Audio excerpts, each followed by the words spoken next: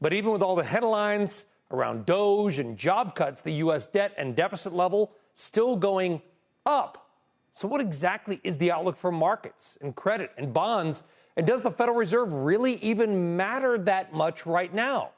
Sri-Kumar is president of Sri-Kumar Global Strategies, one of our favorite people. Sri, it's great to have you back on. And I'm not taking anything away from the Federal Reserve and Jerome Powell.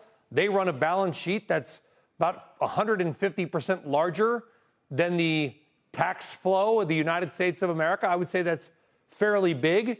That said, is there anything they can do about a trade war?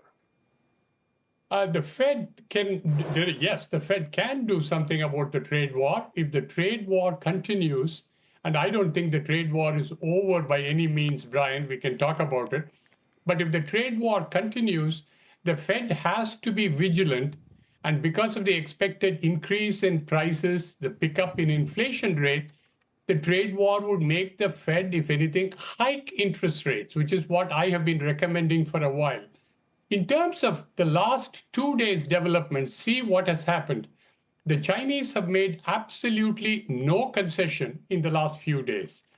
Trump, on the other hand, after a big talk about 145% tariffs, is now willing to come down without any concession on the Chinese part.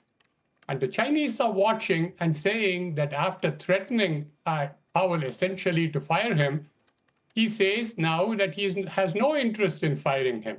So in other words, the rest of the world gets the idea that the way to deal with this person is not to make any concession, watch, and when his markets crater, he will in turn soften his approach.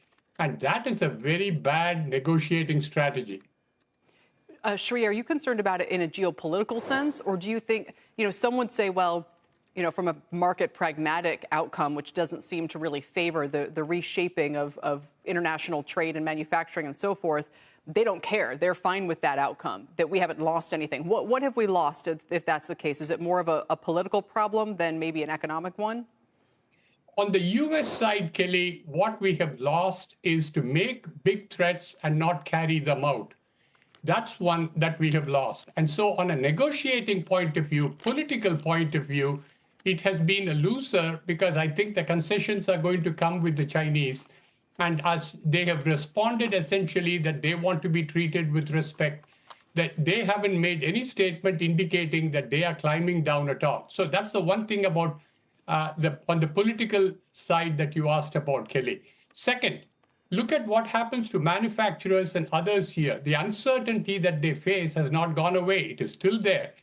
The tariffs may again come back if the president decides that the Chinese have not been sufficiently good in dealing with him. And similarly, on the Powell side, the Federal Reserve, I don't think, can easily cut interest rates. And if they are talking about hiking interest rates after inflation picks up, that is going to get the president very angry as well. So all of that is ahead. And keep in mind that the chairman has his job for 1 more year. So that's a long time to come. And we'll be only a few months before the midterm election.